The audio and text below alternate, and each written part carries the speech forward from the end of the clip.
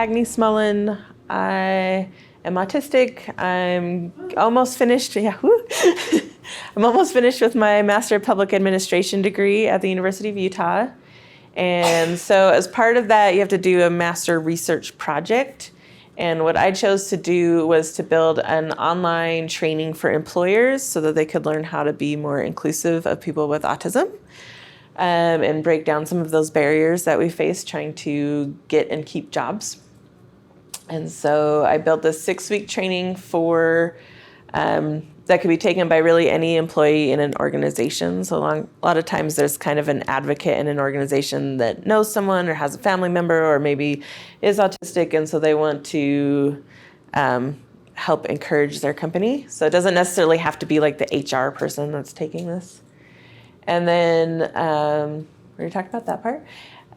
So I'm also doing research on this to see, what kind of training helps increase employment for autistics. And then I based the whole model off of universal design, which I'll explain in a minute. But so I'm going to talk about kind of what I built and then how it applies to you, and some tips for organizations and the tips for what we can do to try to help them along and help our own and be kind of a self-advocate. This clicker. Okay. So why build this training? Because there's varying numbers, but about 80% of us are unemployed or underemployed, meaning that we have a job that's kind of below our skill set. Employers are interested in hiring autists, at least the ones that I've talked to, but they just don't have the understanding or knowledge that they need in order to do so successfully. There's just a lot of barriers that employers don't think about and don't realize are barriers, so they're not really doing it on purpose. They just don't know any better. And then the universal design model was kind of to create inclusion that improves working conditions for all employees. So it gives employers a little more incentive, because they're not just saying, oh, well, why should I just do this for the 2 people or whatever, whoever, that it really increases better working conditions for everybody in the organization. And then studies show that autism inclusion increases employee satisfaction and production just across the board. And I wanted to help. There's just not a lot of research out there about adults with autism or about employment of people with autism, and so I want to add to that research. So universal design, has anybody heard of universal design? Yeah, okay, we got one person. So it's the design of policy or instruction or environment or whatever it is so that it can be used, understood, and accessed by all people. So you see this, it started with kind of a spatial, like a physical design process. So things like ramps and elevators and things like that can be, and lights, they're used by everybody, that can be used by everybody, versus stairs that can only be used, by people who are able to walk up the stairs. But a ramp can be used by everybody. And it's now kind of morphed into educational instruction. So there's a universal design in education they're trying to push more, where your teaching practices and stuff are accessible by all your students rather than having to make accommodations for certain of them. You just change how you teach so that everybody can access it. A lot of accessible technology that's coming out is kind of the same concept. And then there's this little cartoon that kind of represents it, where you've got the guy shoveling the stairs and all the students are waiting to get up, and he's like, can you shovel the ramp? He's like, oh, wait, let me so all these other students can go up first. It's like, if you just shoveled the ramp, we could all get into the school. So what I'm hoping that employers learn, and what they should be learning in this training that I made, is that they're going to understand their own misconceptions and the misconceptions that are out there about autism that can lead to workplace discrimination. They're going to recognize barriers to employment for autistic workers and understand what they can do to remove those barriers. They're going to identify policies and practices that they could change so they can, and then in the training, they're actually workshopping ways to make those changes. So they're doing different projects where they're coming up with new policies that are more inclusive. And then they're identifying training and other activities that'll change their organizational culture to make it more accepting and supportive. And then at the end, they create an inclusion handbook for their organization that can then be used by everybody in the organization so they understand. It'll have information kind of about all these things that they've learned, and then also the updated policies and procedures that apply. So then there's the question of why aren't employers more inclusive to begin with? Part of it is tradition. They do all these things because this is how they've always done it. And a lot of policies and practices aren't necessarily based on anything. It's just, we've always done it this way and this is how other people do it. But no one's really looking to see if that's the best way a lot of times. And then they just don't have enough time. We live in a society that's all about how much we can shove into a day. And so a lot of them just don't take the time it needs to evaluate their policies and practices and make them better. There's a lot of misinformation out there about autism. They don't have the knowledge or tools needed. And they already kind of don't provide a lot of professional development for the people in their organizations. So diversity trainings and things like that kind of fall behind. And there's just not a lot of organizations in the community. There are becoming more, like Scenic Valley, to help train these employers on what they can do to help with inclusion. So I'm going to just kind of go through the different barriers to employment that we face, and I'll talk a bit about what employers can do and then about how we can self-advocate as well. So we'll talk about job descriptions and the interview process and onboarding and all of that. So the first one is the job description barrier, which starts when they create these job descriptions using all of the fancy jargon that they like to put in there that makes no sense, like self-starter and results-oriented and passionate. Guru, are you a guru? And nobody really knows what it means. The employer doesn't really know what it means. Neurotypicals don't know what it means. We don't know what it means, but they put it in there anyways. To make them sound cooler. To make them sound cooler, exactly. They got to jazz it up and make them, I don't know. But what employers should do is be clear. They should give the details of the job, what's required, only include the actual skills that are needed. Sometimes they put extra stuff in there, hoping, well, if we can find someone that has these other things, but really for the job that they're posting, there's only certain skills that are needed. Yeah, like there's the, these are the things we're looking for, and then these are the preferred, you'll see that a lot of times. And it's like, well, if I don't have the preferred, does that just mean I don't have a shot? Like, what is... and a lot of times the preferred isn't actually needed for the job. Otherwise, they would have put it in the... So it's like, what are you really looking for here? Only include the actual education that's needed. Again, sometimes they just put that they want a bachelor's on there, and the job doesn't really require someone that has a bachelor's as long as they have the skills that's needed to do the job. So why is it good for employers to do this? Because clear job descriptions benefit everyone. We're not the only ones that are confused by them. And if the employers also don't understand what's in their own job description, it makes it really hard to evaluate the applicants. It helps us know exactly what they need so we can, if these are the skills they're looking for, I'll make sure my resume, I show that I have all these skills.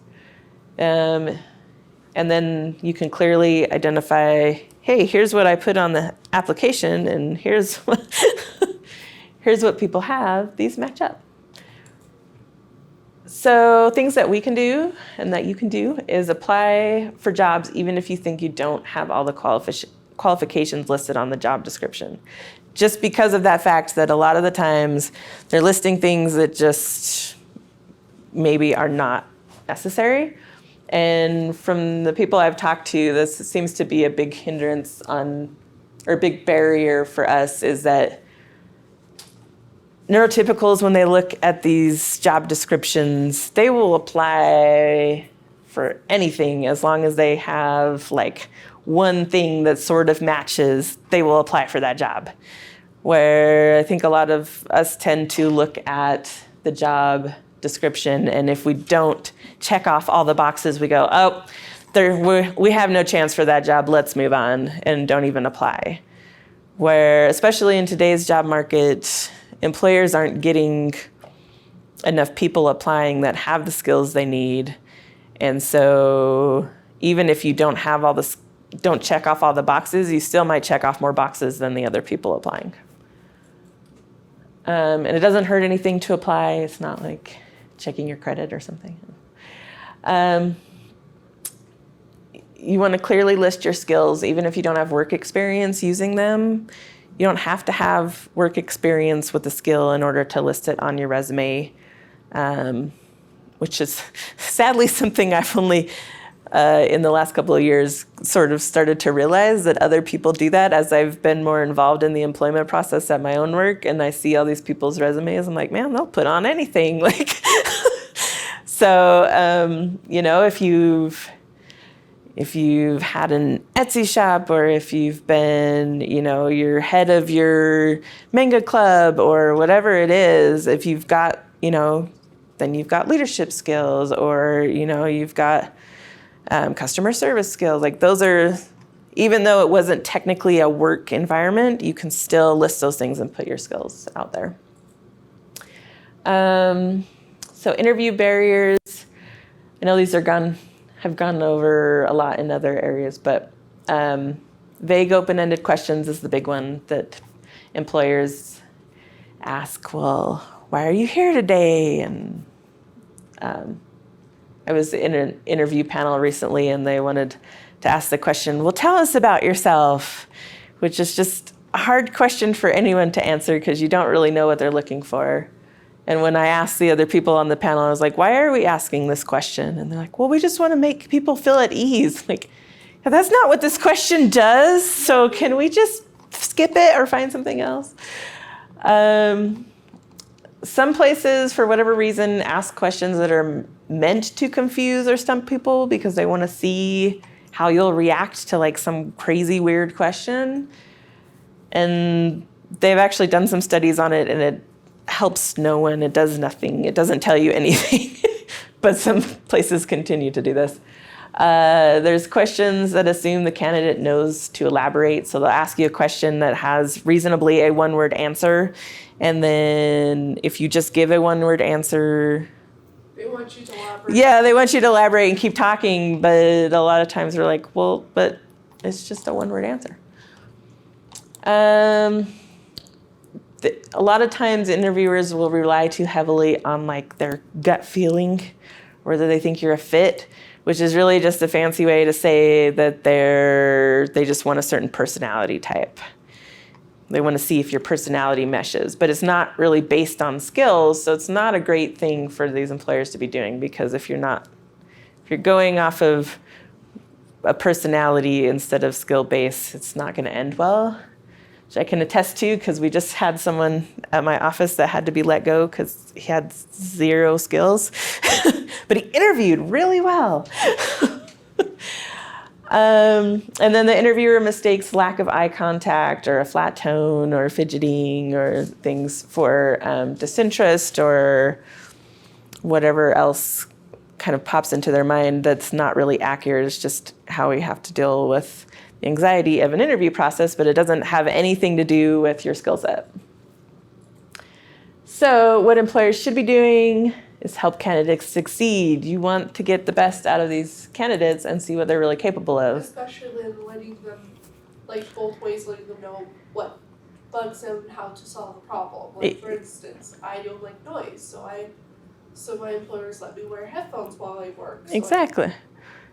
Yeah. So exactly that. It's helpful if they provide details about the interview, so you know the who, what, when, where, and why of like not just, okay, show up at this time at this address, and you get there and it's like some big office building and you're trying to figure out where they are and you don't know who you're supposed to ask for and all of that. Choose questions carefully. If you ask a bad question, just expect a bad answer. And then provide interview questions pre-interview if you can. A lot of companies, or some of the bigger companies, don't like to do that because they view their interview questions as like proprietary information for some reason. But I think it's really helpful if you can provide the questions beforehand, because then you've got processing time to consider them and really come up with the best answers. And then the big one is judge the candidate on their work skills. It's best for everybody. Can they do the job? That's what you're really trying to figure out. So the why for employers is that you'll have well-prepared candidates who won't waste your time when they show up for the interview. You've got careful questioning, so ensures that you're finding out the information you really need to know for the job. And that you're hiring based on skills, ensures that they can do the job. So things that you can do is when you're asked to an interview, if they're not providing you with information, they'll usually ask you, do you have any questions? So go ahead and ask them questions about the interview. Ask who it is that's going to be interviewing you. Is it one person? Is it a panel? What's their expected dress code? I know a lot of people assume, and it's taught a lot, that there's a specific, you got to dress business for your interviews. But then I've actually had, hey, come in. I worked for Hogel Zoo for a while.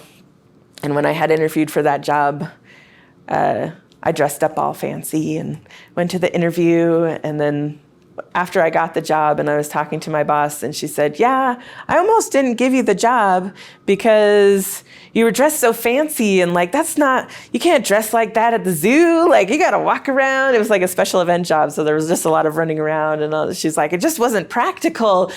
I thought, yeah, but it was an interview. But then when I had to do interviews later on when I worked at the zoo, and people would show up in these high heels and stuff, and they're tripping, and I'm holding them as we're going through the zoo because it's just treacherous to walk around in any of that.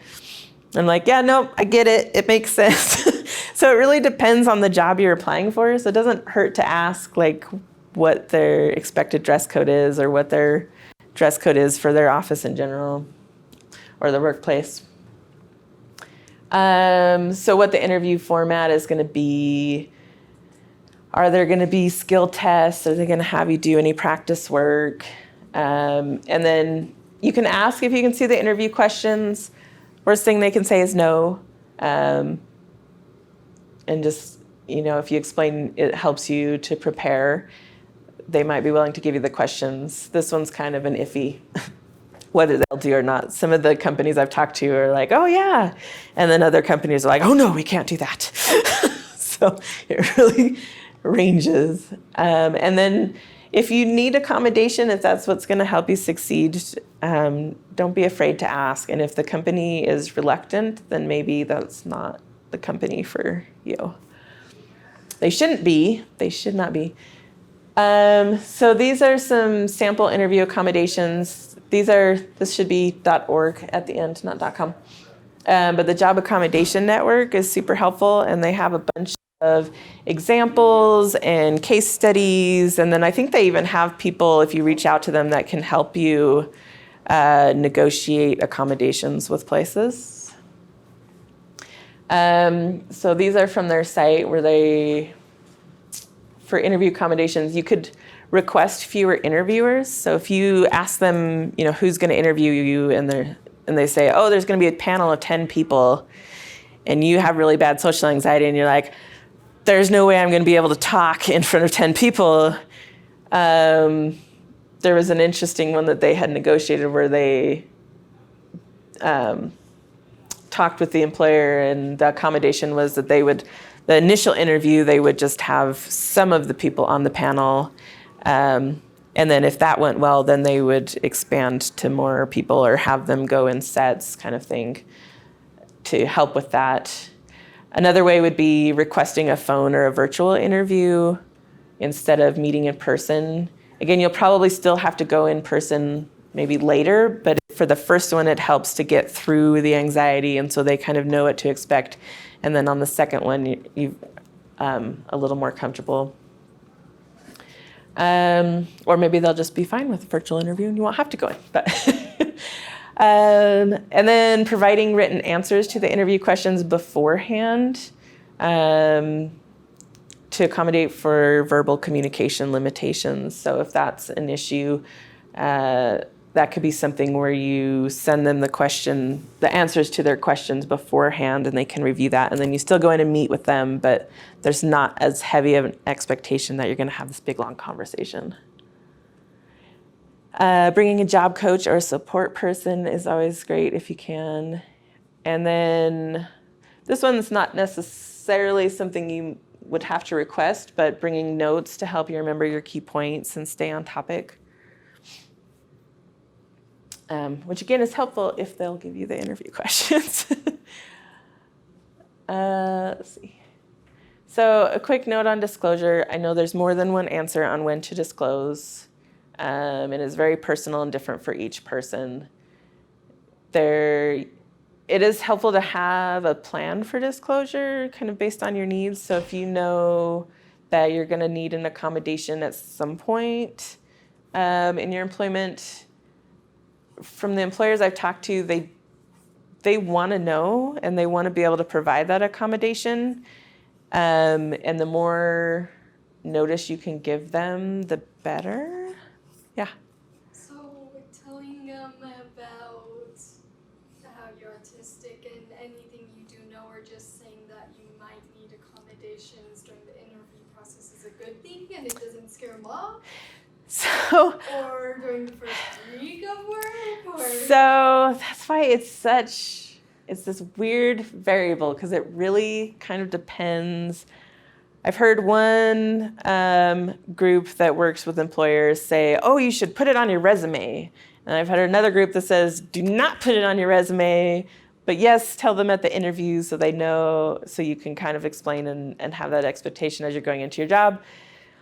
I personally feel that it's kind of a personal decision and the comfort level that you have with it. Do you ever think there's a case where you don't mention it in your paper or in the interview, but after you get in the job? Or is it just like you should mention it in the interview that may come along? I would, if you feel comfortable in the interview, I would recommend bringing it up, because and you could talk about, I have these couple of things that I would need some help accommodating, but then because I'm autistic, I also have all these great skills, and this is why. But then you could also do something like the HR person is usually the one that will reach out for the interview, or you can, if not, you could ask, say I have some questions for your HR person before the interview, and you could even broach it with them first, because they're going to be more knowledgeable in the ADA laws. So you don't have someone who's maybe less experienced that's doing the interview that has an illegal reaction. Yes. And even then, you can just say you have autism, but I'm a very hard worker. Yeah. And then like this happened to me actually. Okay, great. They had another follow-up interview where they asked what accommodations I would like. Awesome. It was Yeah. like a noisy place, so I was like, I just need headphones and I can do the work. Awesome. That's perfect. Yeah, and I mean, the optimistic side of me really hopes that you could just disclose as you're getting ready when they call for the interview and say, But that's like pigs fly. Yeah, so I think there are more employers that are moving that way, but they're not all like that. So it really, I don't think there's a blanket statement where you can say, for all instances, do this. You really... You don't suggest to wait till after the interview, like at all? I would try to avoid that if you can, because I think on the employer side, then they kind of feel a little like they don't know what to do. It's not that they don't want to accommodate you, then they're just kind of thrown off, and it takes them a little bit. Yeah, it kind of throws them a curveball a little bit. So if you can disclose before that, I think it's helpful, especially if you feel like you're going to need some accommodation where you're working through HR and most when you fill out like the information, sometimes they'll do have like yeah, do you like have a disability, yeah, that's where you yeah, you can check on there. So there's differing ways to do it. I haven't switched jobs since I got my diagnosis. And so I've disclosed at work now, and I've gotten some accommodations, but I've been applying for some new jobs because when I graduate, I'm going to try to find someplace new, but I haven't had any interviews yet. So I tried a couple places, like putting it on my resume, and a couple places not, to see if it really made a difference either way. But so far, I haven't had any bites yet, so I'm still working on that. Should be a test either way. Oh, yeah. I'm like, well, so yeah. So that one's still kind of a hard question, and I hope in the future that it's more of just put it on your resume, and it's a great thing because you can acknowledge your skills. Yeah. So once you get the job and you're doing the onboarding, change is really hard for us. Part of the reason I got my diagnosis was when I changed jobs 3 years ago. It did not go well because I'd been at the other job for 10 years, and change was hard. It was really hard, much harder than I thought it was going to be, because I just didn't realize what was going on. And part of it is because you have these unwritten policies and practices. There's these workplace social norms you have to figure out. You have to socialize with new people. And then there's these unwritten communication rules. So there's all this stuff that neurotypicals just sort of figure out. I mean, they also have kind of a learning curve with all of this, but it's not as hard as it is for autists. And so those are kind of the big barriers.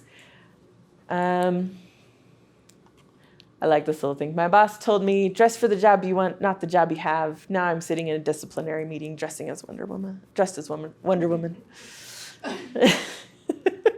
Thought it would be okay. Just a little laugh for you there. So what employers should do is they should be a buddy. So I think, and this is done some places, but I think it should be done everywhere, that staff at an organization should take turns being kind of an onboarding buddy for every new employee. So again, this goes back to the universal design. Like, you don't have to just do it for us, do it for everybody, because everybody kind of has this learning curve when they start. So you have a existing staff member that kind of hangs out with you and is a little bit of a mentor for the first couple of weeks or a month when you're at the new job, and they can kind of show you the ropes as far as all the things that people are just supposed to know or figure out at the company that's not really written down. And then the other thing they can do is actually write down practices and procedures that they want you to follow, as much as they can. Some helpful things that you can do, I think, is create a photo directory of all the people that work there, which is helpful for those of us that have trouble with faces or remembering names. And a map of the workplace. If it's particularly big workplace, it's helpful to have a map so you know where to find things. And then ensure accommodations are easily requested and quickly processed. It's important. Come on, clicker. Okay. So why these are important? Because the more information that new employees have, the faster they can integrate into the company. And the buddy system can help new employees navigate all those fun social norms and meet people. And you get to increase the company's morale and employee satisfaction, because I hear this complaint all the time from people that start companies or have been at companies for a while. They're like, oh yeah, that you just start, no one trains you and you just have to figure it out. Like they just throw you in and you figure it out. So it's not just us that are having the problem, it's everybody. It's just, for us, we need that help integrating. And for everyone else, it's really nice to have. And then providing accommodations helps employees be productive. And from the companies I've talked to, they're not really adverse to giving accommodations. They just, again, it's kind of a knowledge issue, and there is a little bit of misunderstanding that they think it's going to cost money. But all of the studies I've seen, like the most it costs is like $50 a person for accommodations. So it's not costing them much. Well, then there's also another thing you can do. I did this for my teacher. I don't know if it'll work with work as well. Okay. But what I did is I went into the test without my accommodations so he can see the difference between what I need help with and what I don't need help with. Okay. So that way it's like, because one of the things I like to have is someone to edit my stuff. So that, because I'm good with English, but I'm not that great Yeah. with grammar. So Okay. so that way you can be like, oh, now I see why you had that accommodation. Yeah. That's a good way to do it. So you're probably not going to be provided with good onboarding, except for the exceptional few. So in that case, to advocate, it's great to ask for what you need. So similar to the interview, ask if there's someone on the staff that could show you around a little bit. Ask if if you're unsure about kind of some of the unwritten rules, it's okay to ask. And I've found in the past that there's a good way to do this, and it's asking what other people do rather than asking if you can do something. Because for unwritten rules where it's not really set down by the company or something, it's more other people, all this existing coworkers have all just generally collectively identified these things that they approve of or don't approve of, and you're just supposed to figure it out. So if you ask, for instance, I have an office with a door. So if I ask, is it okay if I close my door sometimes? They'll say, yeah, that's fine. But in reality, if I close my door, then people either think I'm not there or they think they want to know what I'm doing behind the closed door. Or there's like the rumor mill that goes on, all because I have my door closed. So what I like to ask instead is, do people here usually keep their office door open? And then you'll get the feel for what the social norm is. So they'll be like, well, usually you can close it part of the way, but most people keep their doors open so you can tell who's here or things like that. So I feel like that script helps a little more than asking what you can do, because sometimes they're different. And then again, kind of ask for accommodations early and you could start a job and be fine for a while and not need an accommodation. And then if you start to have issues, like don't wait for it to get really bad. Talk to whoever you're most comfortable with, HR, your supervisor, and figure it out early on. So does anybody follow the Autistic Not Weird? He's got like a blog and a website and stuff. He does a lot of cool articles. But he makes all these little diagrams and stuff too. It says, why should we spend so much time accommodating all these autistic people? Well, for starters, because autistic people spend their whole lives accommodating you, which is true. We do. So sometimes when I feel bad, I know. I'm like, sometimes when I feel bad about like, oh, I think I need this accommodation, and other people don't need this, and I feel bad that I need this, then I like this because it reminds you that, I'm always doing these things to accommodate everyone else. So, yeah. Yeah, this is what my mom does to explain this. It's like everyone's on a plane. We have a hill to go up to where we need to do. Yeah. We need the escalator to get up. Exactly. I like that. So, how to get accommodations. So talking with, again, whoever's going to be most receptive. Sometimes it depends on the organization. I've been places where HR is really bad, so the supervisor's better to go to. Sometimes the supervisor's not great, and it's better to go to HR. Or lacking those two if they're both not great. Maybe sometimes there are kind of other people, other coworkers that are kind of like unofficial leaders within the organization, where a lot of staff go to them, coworkers go to them with questions, and they kind of have some sway even though they're not like supervisors. That might be a good person. But I think it's good to try to figure out what the problem is first, rather than saying, oh, I need this accommodation. Saying, okay, what is it that I'm having difficulty with? Is it, that I can't focus because there's people talking outside my office, or, figure out what the problem is, and then maybe come up with a few ideas, and then work together with whoever the person is that you're working with to come up with solutions and accommodations. Because depending on the workplace, there's some accommodations that will work and some that won't. And there's multiple ways to address the problem. So together you can kind of figure out what's going to work best. And then after a few months or however long, you can just check back in, and adjustments can be made.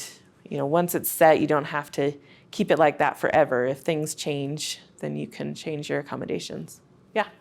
I've heard that companies like it if you bring some solutions when you bring it up. So you suggest figuring out the problem and then telling them the problem and one or two solutions you have and opening it up, so if they come up with a different idea, then it's... Yeah, then you can say, I have this problem where there's people, for example, talking outside my door all the time, and I'm having a hard time concentrating. And I'm thinking that one solution might be that I could move offices, or another solution that could be that I close my door and put like a little sign so people know I'm there. Or, maybe I could get like a white noise machine or something so it helps drown out the talking. And then they might come up with something different and, say, oh, well, we could do this or that. And then you can kind of work together to find out what's going to work best for you and for the organization. Because they may have some other tools at their disposal that you don't know of that might be more helpful than. Come on, clicker. There we go. So a few more examples for if you've got like stress and anxiety. And again, this depends on where you're working, but if you can do some sort of telework, work from home thing for even part of the time is helpful. If they can provide some sort of quiet space, somewhere where you can go on your breaks, or if you just need a minute where you can go and have peace for a second. Having a flexible schedule, so if like working from home or something isn't available, then maybe it's, the rest of the company is there from 9 to 5, but they're okay with you coming in from 7 to 3. So for 2 hours of the day, you're there without all of the people around, and you can get work done, and then you're not a solid 8 hours of like overstimulation. So sensory, having dimmable lights is super helpful. Sometimes they can relocate your work area if you happen to be like by the break room and it's super smelly and noisy, or other issues that you're having where it might be helpful to move you, or you're in a really noisy area. And then social, having like a mentor. Or even then, if you're asking someone politely to try to keep it down. Yeah. Not listening. Yes. Having someone that can help with enforcing the noise ordinance is good. And then preferred communication. So if you have issues talking face-to-face or talking on the phone, saying, hey, I'd really prefer it if we could talk via email or via chat or whatever is going to work, letting your supervisor know this is how it's easiest for me to understand the information that you're trying to give me, and I can communicate better this way to you. You can still do in person and stuff sometimes, but that your preferred communication is this way. Come on. Okay.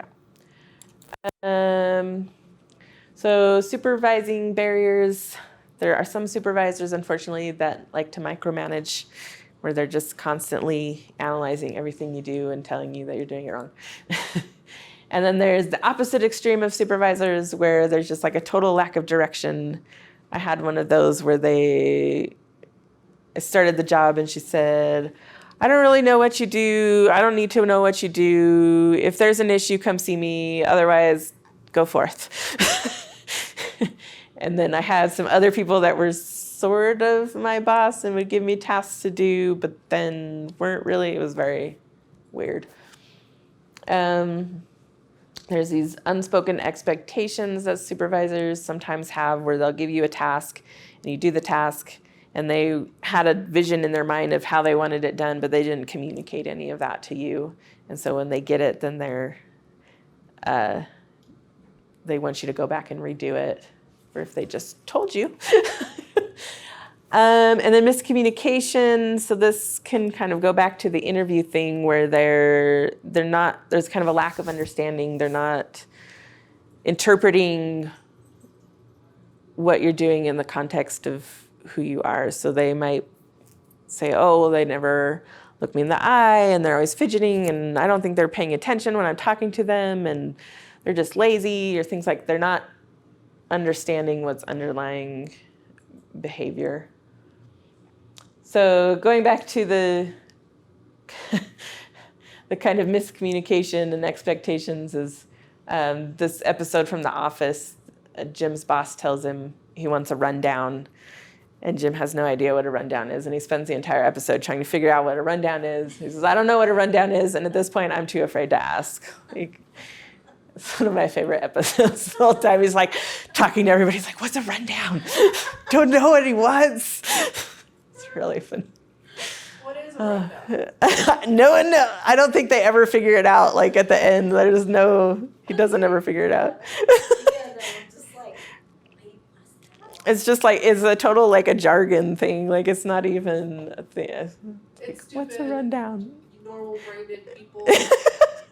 It's like, I think it's supposed to be something like you just want an overview of some information, or I don't know. I don't even know what it's supposed to be. And I was an English major, so. Yeah, you'll be careful like every workplace. Yeah. Like, is this a big deal or not? My favorite is trying to figure out.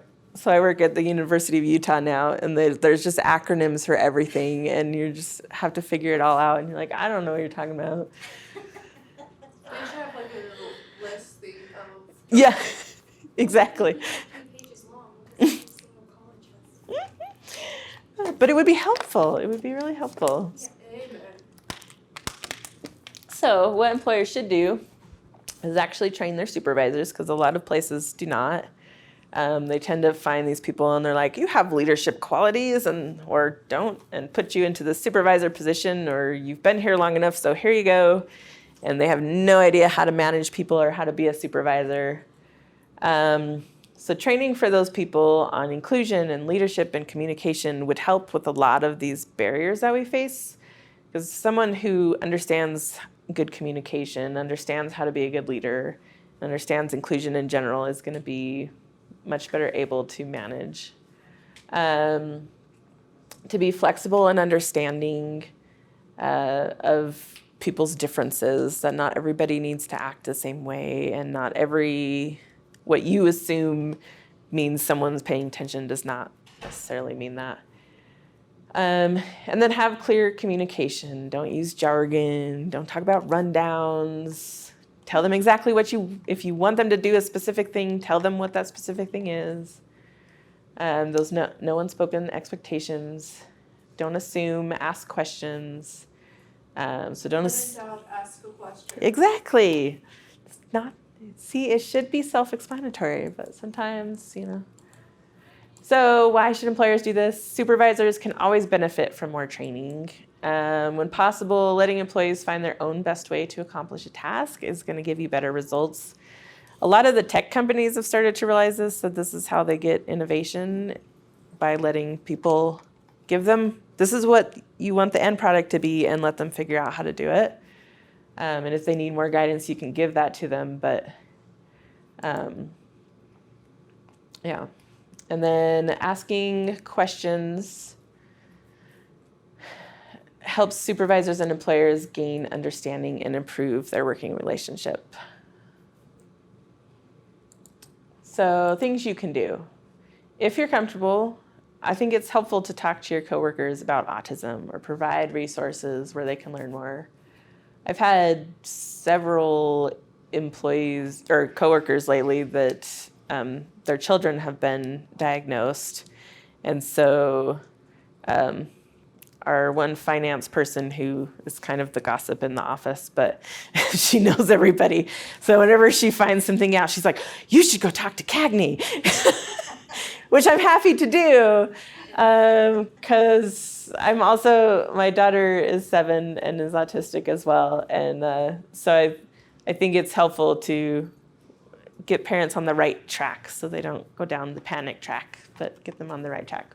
But then also I've talked to other coworkers and stuff too about autism and just try to create more understanding. But again, it's your comfort level. It's where you are and what you feel comfortable doing. But sharing, good books and articles and blogs. Some companies have like little, share libraries and stuff like that. You can discreetly put some stuff in there. Send an email out with, hey, this is a good article. You can work to understand the barriers you face. So this is something that I've been trying to work on in my life, is just to better understand, what challenges I kind of face and how I can try to work to improve those or advocate for improvements within our organization. And then, again, if you're comfortable, suggest changes to policies and practices that would benefit everyone. I think we're all really good at thinking about these things and asking the questions of, well, why is it done this way? And why do you do this? It would make so much more sense if you did it this way instead.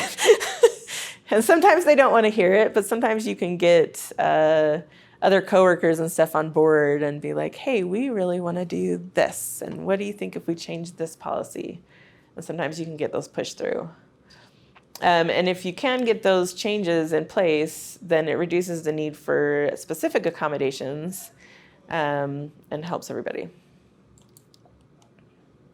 And then you kind of get a more inclusive work culture too, because people start to see the benefits.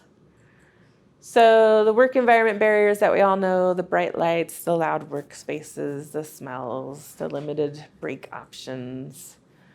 This is my pet peeve because I'm right by the front desk area, so I always have people talking outside my office. But I need people to stop talking about Duck Dynasty or I'm going to lose my mind. But lately it's Game of Thrones. So accommodations, dimmable lighting is a big one that luckily a lot of, or at least in my experience, more companies are starting to embrace. I think it probably depends on where you're working, but like just giving them to everybody, which is great because then you don't have to ask for it. Providing quiet spaces so that on breaks and things you can get away from it all. Keeping workspaces away from smelly areas like the kitchens and the bathrooms and break room. And then providing guidance and support for breaks. So this was one I kind of found in my research that I thought was interesting because a lot of times for breaks, like you get a break, but then it's not really clear like what's acceptable or not acceptable for you to do on that break. Like, can you go walk around the building? Is it just time to go to the break room and get a snack? Is it, can you watch something on your computer or listen to something on your phone? What's acceptable for you to do? So kind of providing more guidance on that. And then also companies that, have games or puzzles or some structured time so you can kind of get to know your coworkers a little better is also helpful. So why? Obviously, an uncomfortable employee is distracted and less productive, so make them comfortable. Breaks can be used to increase employee satisfaction and productivity if they're supported and done right. You want your staff to de-stress and not be super anxious. So what you can do, again, there's the accommodation one. You can rally support with other staff if you don't want to disclose, or if you don't think you warrant like a specific accommodation for it. But, ask them to get a couple puzzles for the break room, or do some kind of game, or have little movie breaks or something. A lot of people do like the dimmers for the lights. So if you don't have them, see if you can get enough people together that want to get dimmers for the lights. A lot of people don't like the smells from the break room, so maybe come up with some rules like no microwaving fish and things like that. What are the smelliest things? Let's not do those. There's Awful smelly things. yeah. Let's make a list and ban these options. So kind of key takeaways from my presentation is that there are a lot of employers that want to hire autists. I think it's growing every day, despite the hard time that we're having. Unemployment is really low right now, and employers are starting to realize what an untapped resource that we are, because we are skilled and we're hard workers and we're good employees once we get in there. So there are barriers to employment, but we can self-advocate to help break them down, and then encourage employers to do the same on their side, to make changes and work to break those down. Employers need more resources to help them be more inclusive. You can be that resource if you want. There's another page in a minute, and I'll show you. There's a couple organizations around that are trying, just like Scenic Valley, to kind of break down these barriers. And so if you feel comfortable and you want to volunteer and help with that, or start your own group and help educate employers, I think that's great. And then most importantly, don't sell yourself short. You are super awesome. And if you have the time, apply for jobs, even if you're unsure of your qualifications. It doesn't hurt. List your skills, even those that are not from work experience. And then don't be afraid to request the accommodation if you need it. I think the more that we can use accommodations and use inclusion, the more comfortable that companies will become with it. It's sort of like been this hidden thing for a long time, and it's like even if you do get an accommodation, they don't talk about it because they're trying to protect your privacy and other things. But the more people see it, the more accepted it is. So these are kind of some of my recommended resources. So AskJan.org is a really good one, the Job Accommodation Network. And then this is the book I used a lot for my project, The Autism Equality in the Workplace by Janine Booth. And it's a really short book. It's like $10 off Amazon. They have an e-version or a physical copy. Or thrift books too. Or what? Thrift books. Oh yeah, thrift books. There you go. I'm an Amazon girl, so I get everything off Amazon. But yes, wherever your chosen place is, I'm sure they will have it. And then I've kind of created a little bit of a resource library that has a lot of good articles and things that I found. The Utah Neurodiversity Workforce Program, it's based out of the University of Utah. And Val is the one that is kind of over that, and she is super awesome. And has been doing a lot of work to try to educate employers and stuff. So if you ever want to reach out to her, and she's always looking for more people, because whenever she goes to talk to employers, she's not autistic herself, but she always makes sure to bring people who are autistic with her. I went and presented with her and another person at Goldman Sachs the other day, which was really interesting. And they're trying to get a whole program off the ground and are really interested in hiring people. And then these are my contact details. If you want to email me, and I'll have some cards, I can send you this. We can chat about whatever. I'd love to hear what everybody else is doing. And then my project will be done by August. So if anybody is interested in what I put out, you're more than welcome to, I can send you a copy. Questions, things we want to talk about?